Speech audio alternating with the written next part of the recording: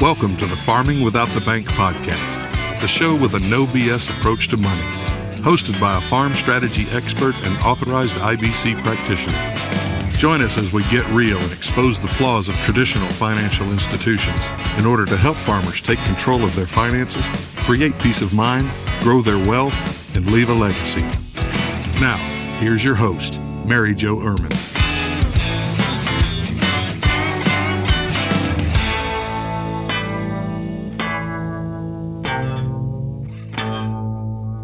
Hello, and welcome to today's podcast. Thank you very much for being here. I appreciate it. All right, we're just going to get right into it today because we have another client guest, and I know that you all love these. And so I am excited today to have my guest from New York here, Ryan Murray. He and his wife have had policies for a couple of years now, and they own and operate an organic dairy in New York.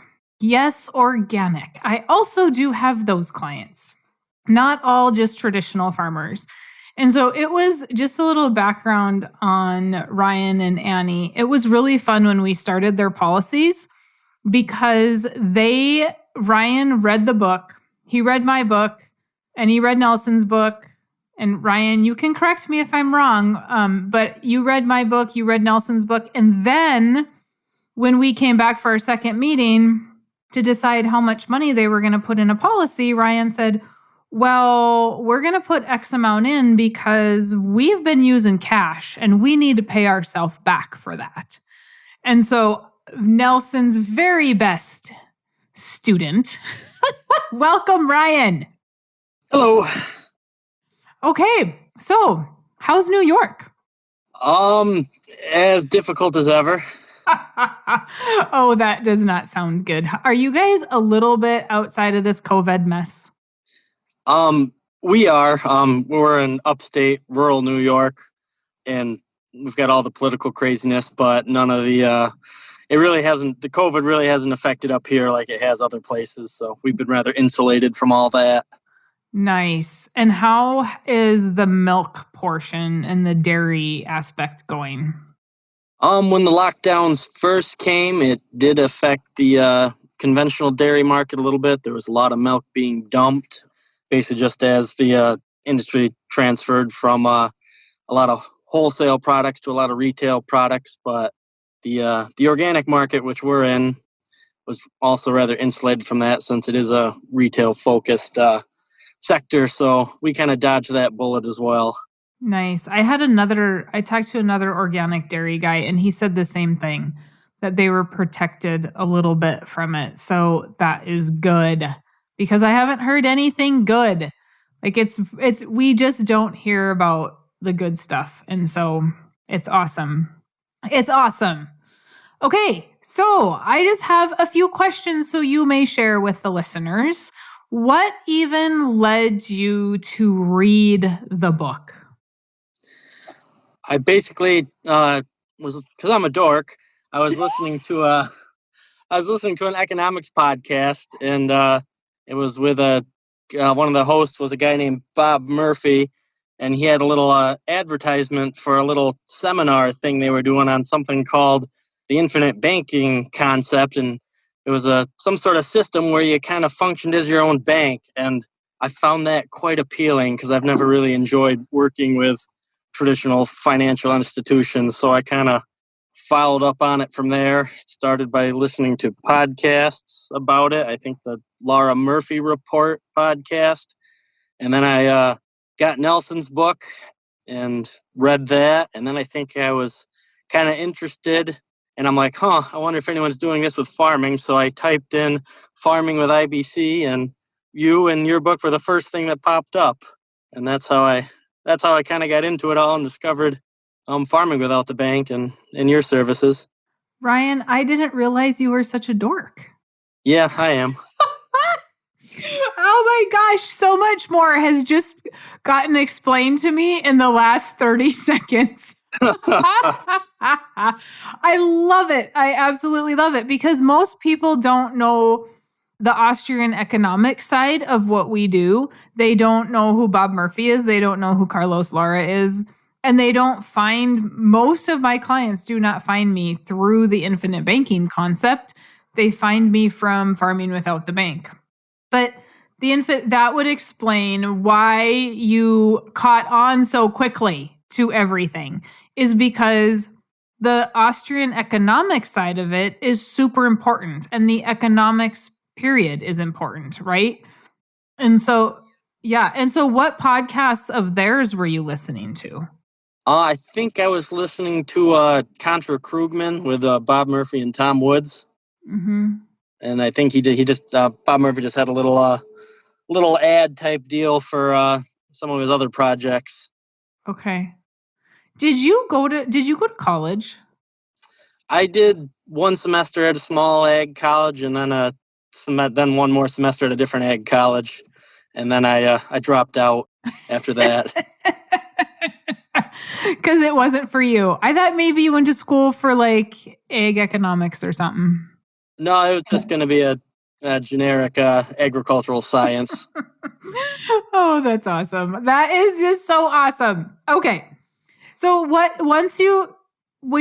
the time you read my book, though, you had a really good understanding of what IBC was and what the whole and you knew the economics behind it. So what did the book help you solidify? Your book? Mm-hmm. It was basically just a good overall summarization of it that kind of simplified some of the things Nelson was talking about and kind of took a little bit of the allegory and metaphors out of it and kind of laid it out in a little more simple, straightforward way to just kind of reinforce all the principles. Mm-hmm. And that is what... without his kind of iconoclastic, I don't know if that's the right word, but way of writing and thinking. Yep. Which can make it a lot simpler sometimes.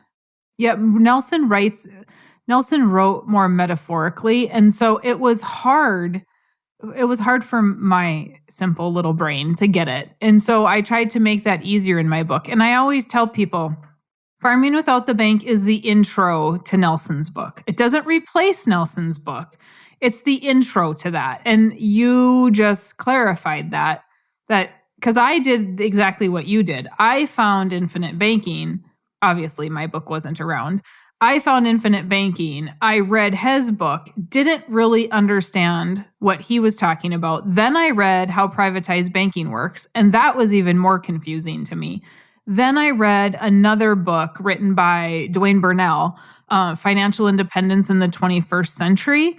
And that book was very simple. And then I could go back to Nelson's book and I could read that one and make sense of it. Because it is a little bit harder to read, especially if you don't understand life insurance. You just don't get it. Mm-hmm. And I think I had an easier time because I think by the time I had opened up the book, I had listened to dozens of hours of podcasts on it. I'm more of an auditory learner anyway, so a lot of other people's podcasts that were out there really helped me kind of get the basic understanding of the concept. And even now, you guys have had your policies long enough that now we've got another, are you in year 3 almost, right? So we've got enough podcasts that it's not just me talking about infinite banking. It's not just Carlos and Robert talking about infinite banking. Have you ever read Nelson's banknotes? I have not. Okay. The Infinite Banking Institute comes out with banknotes every month. And I believe you can find them online, but I get them as a practitioner. And so now that I know you're kind of a nerd, I will send those to you. That would be great. I'm sure you can find time to read them. So one of the biggest concerns that we get is this real? Can Mary Jo be trusted? Can the whole concept be trusted? This is so different.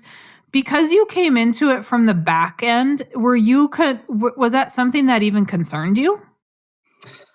Not after doing some digging into the concept in the early days, because I just realized it was like whole life insurance is such a old product. I mean, it's the original life insurance product. And many of the companies are so old that you can at least trust that it's not gonna the system's not gonna collapse on you. Mm-hmm. So at the worst case, you have some life insurance, even if it didn't work exactly how everyone explained. But so far, it's worked every time you call up. You call up your insurance provider and ask for a policy loan, and the check gets to you.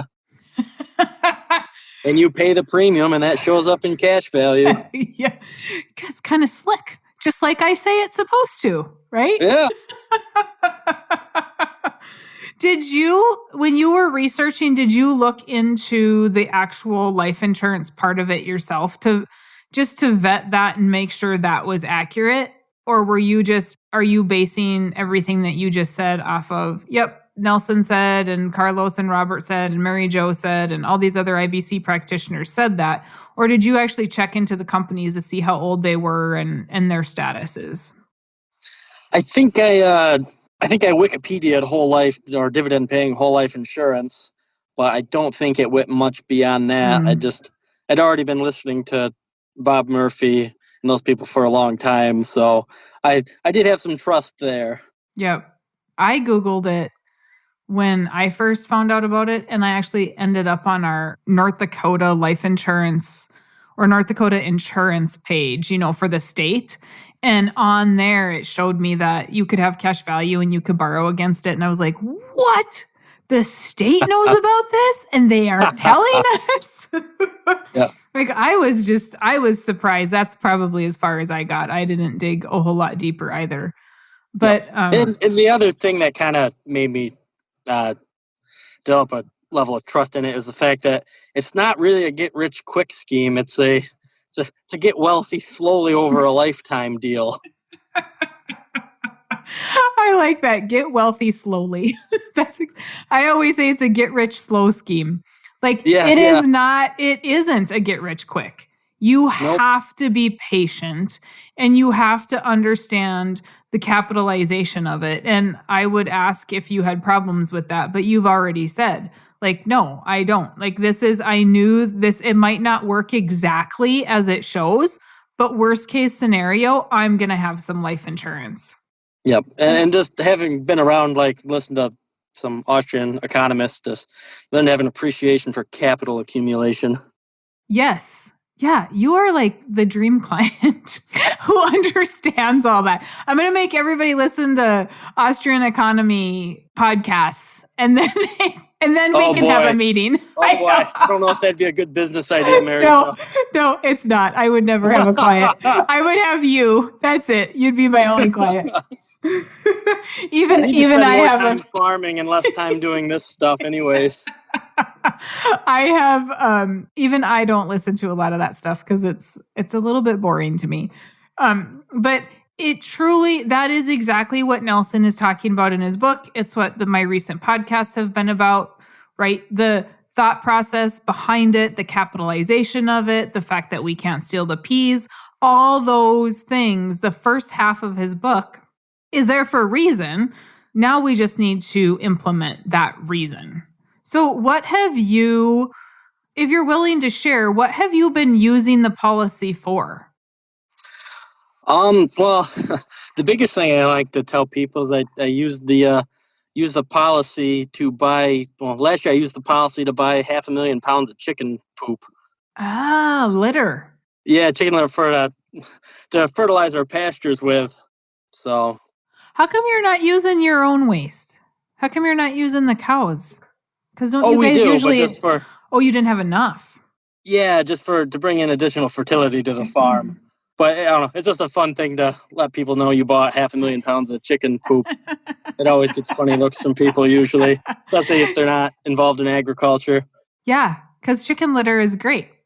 Yeah, the big thing we use it for is we're a seasonal grazing dairy, so our cash flow is very variable throughout the year. It's kind of on quite the curve. Probably more like most row crop farmers, but most dairy farms have a steady cash flow.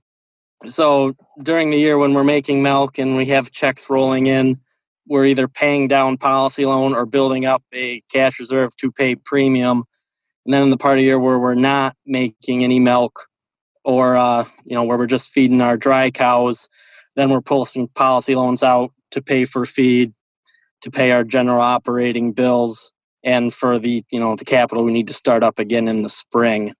And then we spend the spring and summer paying that policy loan off and building up a base for another round of premium payments, and then do it all over again. Mm-hmm. You're not, I didn't know this about you. You're not milking in the winter? Nope. I mean, we dry off for 60 days. So the worst parts of February and March, we're not milking our cows. And then come late March, we have all our cows calve in within 60 days, which that can be fun. Yes, I've talked to you during calving season. You're a little busy. Yep. But then we don't have to deal with another calf for the rest of the year, and that's beautiful. Right. And so is that something typical amongst organic dairies, or is that just, is there a reason why you guys do it that way? It's definitely not the most common way to do it. We actually model ourselves off of more like a typical dairy farm in New Zealand, or maybe even Ireland, where we try to match the lactation curve of our cows to the grass growth curve. That way we can harvest most of our feed with our cows grazing in the spring, summer, and fall, and we don't have to have as much or as good a feed put up throughout the winter, partially because we haven't had a whole lot of time to appreciate a lot of capital, so we can't always afford to have the best hay equipment. Right. So it's a way to harvest our best feed without too much capital. That's great. So how long have you guys had your dairy? How long have you been operating? I started milking my own cows in the spring of 2013. I think I started out at 35 cows. Me and Annie met in 2015, and from there we dated for a while, and then we got married, and she joined on the farm. That was 2017, and we were milking about 60 cows, and now here in 2020 we're milking 97 cows. So it's been 7 years that I've been milking cows on my own. And did you come from a dairy operation? Yes, I did. And was that organic? Yes, my parents began organic dairy in 2007. Okay. While I was in high school. Okay, but you basically started from scratch because you are not part of their dairy. Nope. I mean, lots of support from them, and they've helped me out a lot, but it was my operation, basically. Right, but you didn't get a milking parlor, you didn't get the cows, so you had to find your own way. Yep, and we started out at we're still renting our farm. We don't own any land. All we own is cattle and some of the most necessary equipment. Mm-hmm. Yep. And so I just want to make that point. So many people tell me that you can't start from scratch or that mommy and daddy handed it to you.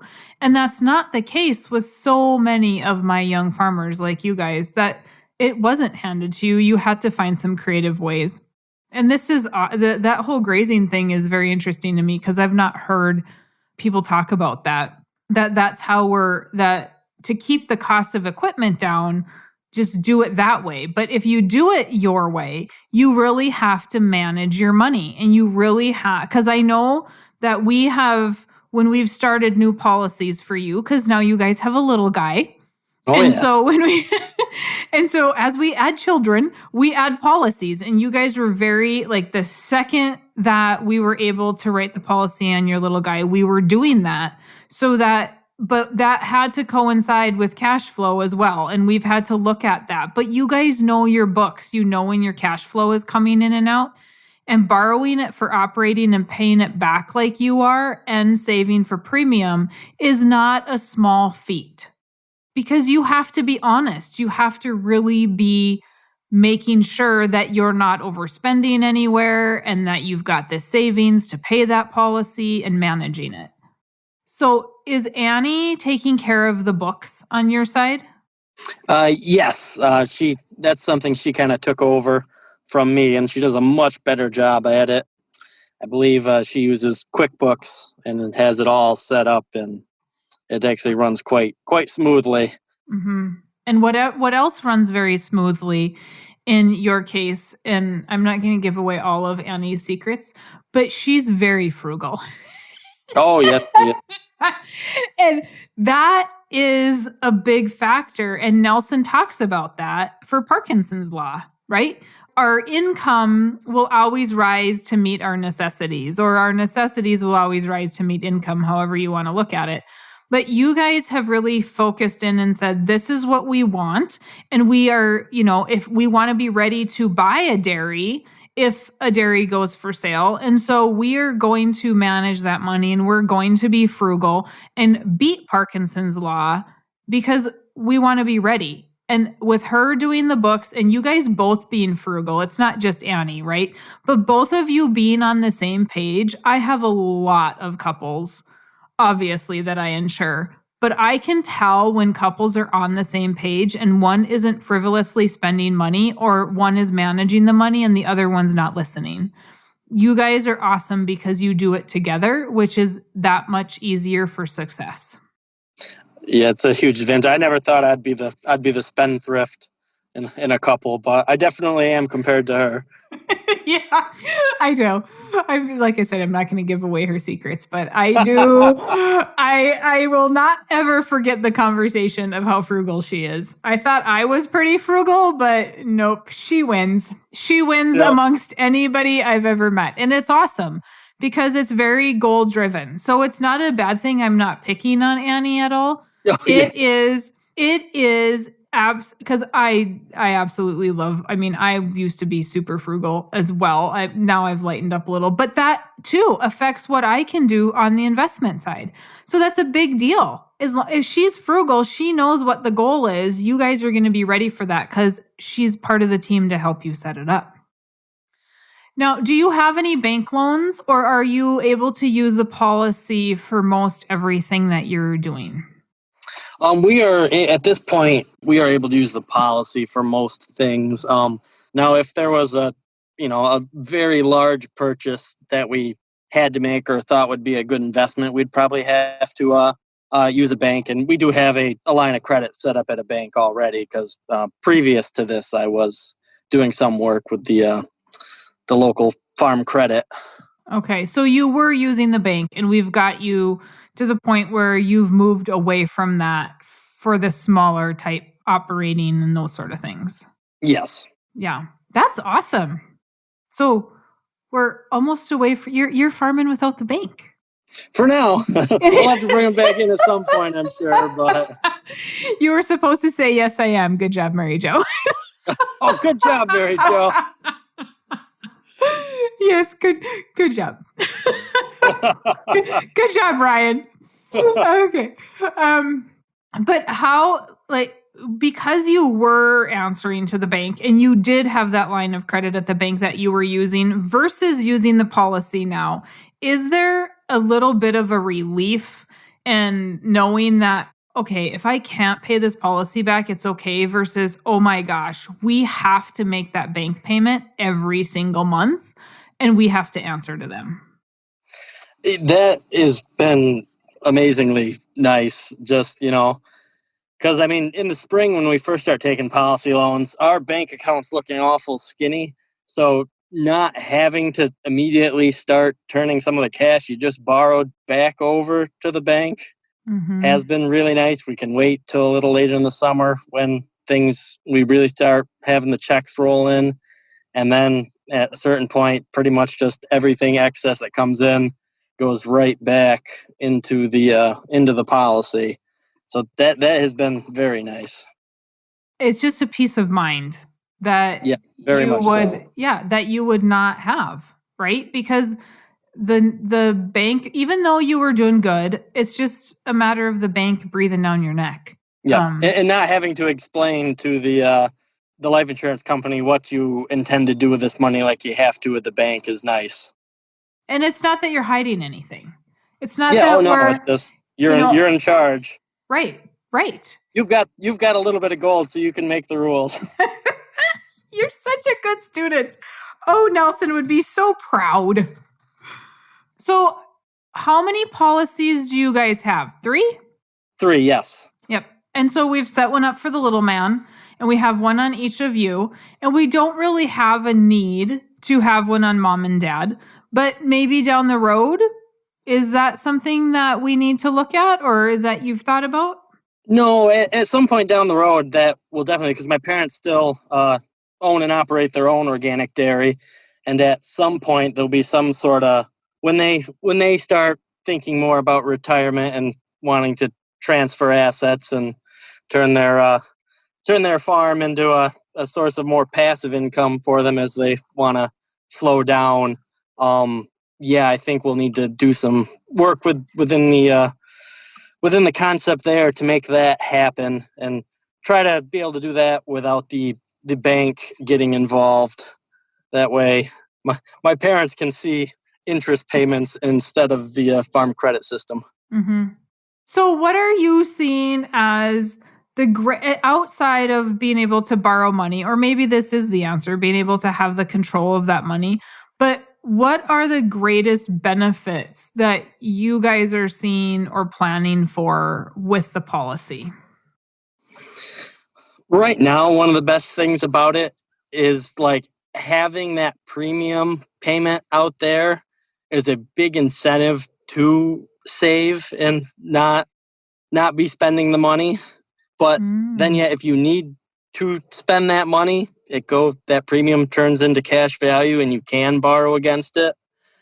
But it's almost like a little bit of a forced savings account, which can be motivating.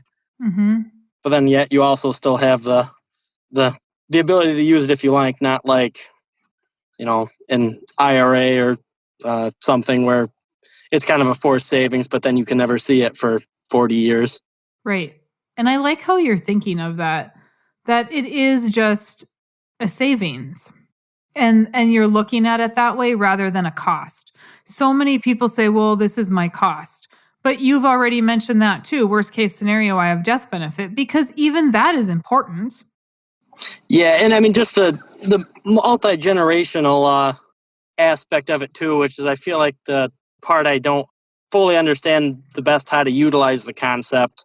It'd be nice to, from what I understand, it'd be nice to really set up a good system of policies throughout, my entire family, and take full advantage of the concept over the very, very long period.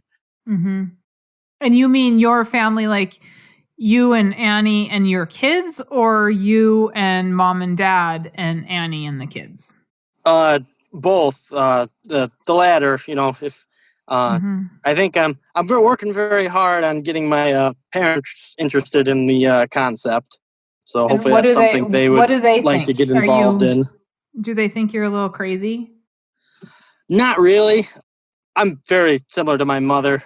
She's I think I'll eventually have her doing this concept along with me, but she's just got a lot of other things on her plate, so it's not always, she doesn't focus on things and obsess on things as much as I do, so takes her a little longer to get around to them. And the generational wealth is huge, because now if your parents have a policy, or even if you have a policy on them, now if you've got to take over their dairy, or if you've got to, split that with siblings, there's some death benefit there for the estate plan. And then you're going to have the death benefit for the estate plan on your kids, because chances are we're going to have more than one. And so Now you guys have worked really hard to build it and sacrificed for it. And so the death benefit is going to be important to keep alive what you've worked really hard for. Because a lot of times, and I don't know if this is happening in your area, but especially when I talk to people in and around like New York, Pennsylvania, the city is growing so fast that it's pushing you out to the point where we can't even afford. There's no way we could afford to buy any new ground. We would have to either have a death benefit to do that, or we would have to inherit it. Are you guys going to be in that similar situation at some point? We're not close enough to any major urban centers or even suburban centers where I see that. Well, I mean, our land prices are rising steadily, but nothing extraordinary. But even then, I would think would be a big advantage over the long run. I know the history of my home farm has been over the last few generations. We've basically had to re-buy it from a bank between two generational transfers. I think it just put the family much farther ahead if we were rebuying it from each other instead of rebuying it from the bank. Right, and using discounted dollars to do that. Yes. So, I mean, that's the big point, is that we can have a discounted dollar. We can pay on mom and dad. We can pay anywhere between 40 to 60 cents for a dollar, income tax free.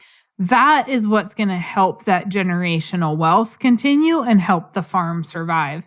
And you guys have done that not only for your little guy at this point, but you've done that so that for him, because you started a policy on him, and everybody can start a policy where they want. So I'm not saying you have to start big, but you guys said, hey, we're putting a decent amount of money into a kid's policy because we want him to have X amount and we want to see that grow. And you understand the power of that long term. And so you've already helped your grandkids because you created the policy on your son, which is not even going to affect you. It's going to affect grandkids, most likely, if all things work out as they should in life, right? So it's that to me is powerful. And we don't think about that we've helped grandkids that we don't even know and we may never meet because we started a policy on our child. That's a big deal to me. But I am the one here, peddling life insurance, as I had an old guy tell me last night. He's like, I used to peddle life insurance back in the day. And I'm like, peddle it. I don't look at myself as a life insurance peddler, but many do. So, yes. I mean, the life insurance part of it itself, I think, is valuable. I know there's been a few times when I've been doing some things where I'm like, I'm actually kind of glad I own some life insurance now, as I'm hanging off of something or doing something I probably shouldn't be. But I interviewed my client Nate, and so obviously everybody knows Nate because I listened to that podcast. If not, you should go back and listen to my podcast with Nate. But Nate's wife sent a picture to me one day. He's like up in the bucket cutting down trees. And I'm like, yes, thank God we have some insurance on Nate. But I'm sure glad this was not shown before we got the policy. Perhaps he should wear a rope or something and not around his neck.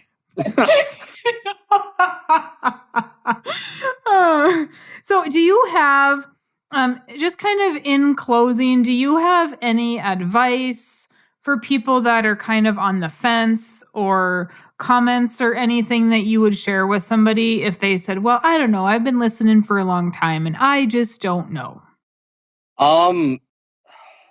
Not really, not besides just, keep looking into it, keep mulling it over.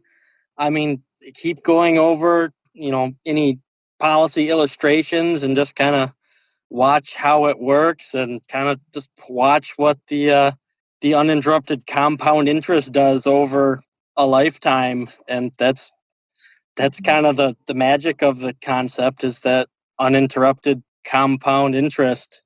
It's pretty amazing what that can do. Mm-hmm. And I'm not really a math guy, but it's pretty interesting to go over those illustrations.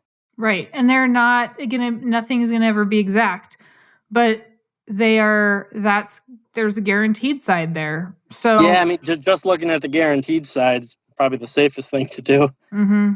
Yep. Well, awesome. Thank you for being here. Thank you for your time and for sharing. I know that everybody is, this is personal information. And so not everybody wants to share. So I do appreciate that as well. Oh, no problem. I enjoyed it, Mary Jo. Yeah. All right. Thank you, everybody, for tuning in today. I hope that you appreciated that and you learned something from Ryan. I learned all kinds of things from Ryan today. So I appreciate him being on. I will continue to try to have these interviews with clients because I know that you guys like them. But as always, if you have comments, concerns, questions, you can email me at maryjo@withoutthebank, and I will be happy to answer those. As well, you can find, if you go to farmingwithoutthebank.com, go to the store, and we have an interview with Nelson there, and we have the Farm Finance Conference videos there, a conference I had 2 years ago. You can get all the videos from that. If you have already purchased the book or you purchase the book, you will get access to Nelson's video and his interview from that conference for free. If you have purchased the book, you will be getting an email or already got an email to access that. If you purchase the book, it will be in the book. There will be a card of how to do that. But if you want the rest of the conference, you can go to farmingwithoutthebank.com, go to the store, grab the book, grab the conference, grab Nelson's books, whatever you need. All right, everybody, thank you, and we'll tune in next time. Have a good one. Thanks for listening to the Farming Without the Bank podcast. We hope today's episode has inspired you to take control of your finances in new ways. Don't forget to check out our website, farmingwithoutthebank.com, and engage with us on our Facebook page, Farming Without the Bank. Join us next week as we smash more financial myths and empower you to accomplish your financial goals.